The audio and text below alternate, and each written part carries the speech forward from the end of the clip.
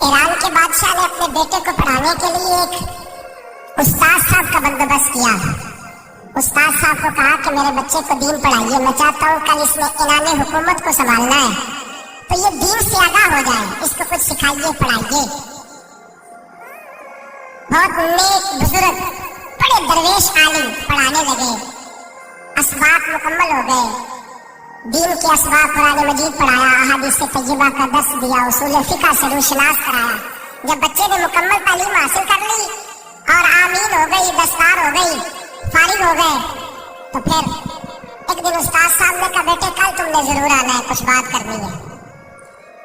शहजादा गया मिलने उस्ताद साहब से। उस्ताद साहब ने कुंडी लगा ली, हाथ में दुर्रा पकड़ लिया, मार मार के पूरे वजूद को जख्मी कर दिया। कोई गलती नहीं, कोई बात नहीं, मारा। अब बच्चा आया कि बादशाह सलामत से कहा कि अब्बा जी समझ नहीं आई, बड़ा मारा उस्ताद। तो सियाने थे ना बादशाह, यहाँ तो कारी साहब रोज कटारे में खड़े होते हैं, मौलवी साहब आपने मेरे बच्चे को क्यों मारा है? आप 8,000 के मौलवी है, मेरा कई करोड़ का बच्चा है, सवेरे बदल लेंगे। खबरदार आपने बच्चे को हाथ लगाया, अपनी नसीहत में रहे माज़अल्लाह। जो कौमें उस्तादों को कटारों में खड़ा करती है वो तरक्की नहीं कर पाती। ये उस्तादों को कटारों में रोज खड़ा करते। कहा अब्बा जी बड़ा मारा, तो वालिद बड़े समझदार थे, कहने लगे बेटा उस्ताद बाप होता है, वो ज्यादती नहीं करता, कोई बात होगी, मैं तेरे उस्ताद को कटारे में नहीं बुलाऊंगा। अम्मा से बात की, अम्मा कहने लगी बेटा मैं तेरे बाप से कैसे बात करूं, डरा। वक्त गुजर गया, 22 साल बीत गए, 22 साल गुजर गए, बादशाह का इंतकाल हुआ, शहजादा तख्त पे बैठा। पहला हुक्म ये दिया कि मेरे उस्ताद को बुलाओ। पहला हुक्म, उस्ताद जी बूढ़े हो गए थे, छड़ी के ऊपर टेक लगा के आए और भवें सफेद होकर झुक गई थी।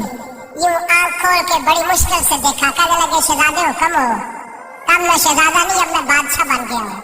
उस्ताद जी 22 साल बीत गए, आपने मारा था, पर वो दर्द चूंकि ज्यादती की थी, मेरा कसूर कोई नहीं था, तो ना मेरी रूह से दर्द गया है ना मेरे जिस्म से गया है, मैं बेख्तियार था, पूछ नहीं सकता था, आज बाइख्तियार हुआ हूँ।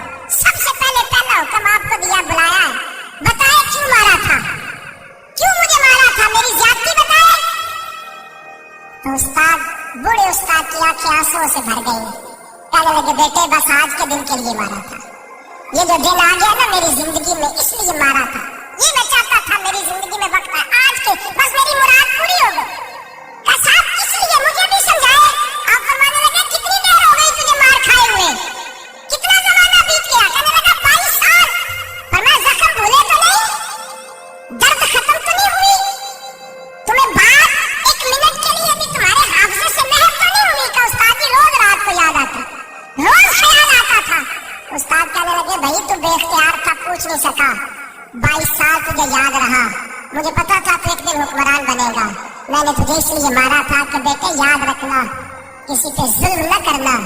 अगर तुझे 22 साल तक याद रहा है तो जिस पर तू जुल्म करेगा उसे भी कयामत तक याद रहेगा।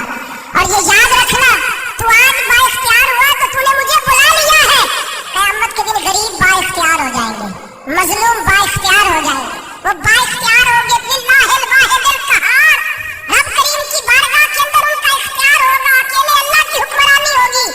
फिर वो बुलाएंगे बड़े बड़े कज कुला, दुनिया में जिनकी पगड़ियां ऊंची थी वो सर झुकाए खड़े होंगे, दुनिया में जो डिक्टेटर बनते थे उनकी पुश्तें लाल होंगी, उनको गद्दार लिखा जाएगा, कयामत तक नहीं भूलेगा। जुल्म करना तो सोच समझ के करना, ना करना जितना तुम सह सकते हो, इतनी ज्यादती करना जितनी कयामत में तुम बर्दाश्त कर सकते हो। मेरे नबी करीम सल्लल्लाहु अलैहि वसल्लम ने फरमाया जुल्म से बचो, ये कयामत के अंधेरों में से एक अंधेरा होगा। जिंदगी में ज्यादती न करें, अगर थोड़ी देर के लिए कोई चीज बर्दाश्त कर जाएंगे तो वो फायदा दे जाएगी, कुछ देर के लिए अगर सह जाएंगे तो नफा मिल जाएगा। सहने की कोशिश करें लेकिन ज्यादती न